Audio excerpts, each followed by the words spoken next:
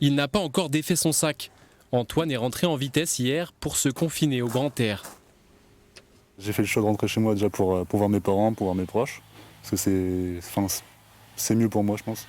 Et aussi, on voit le cadre ici.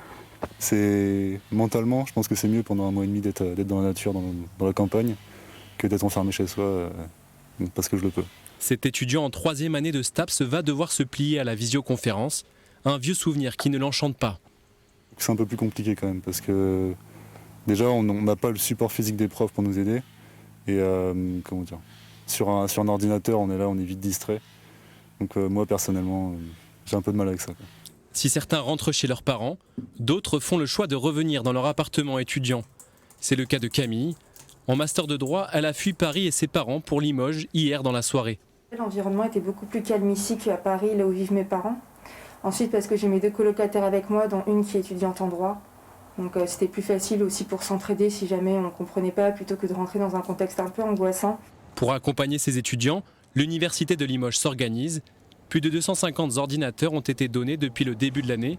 Des clés 4G ainsi que des tickets de service d'une centaine d'euros devraient être distribués prochainement. Notre souci, c'est que tout le monde soit logé à la même enseigne, en particulier quand il y a des concours.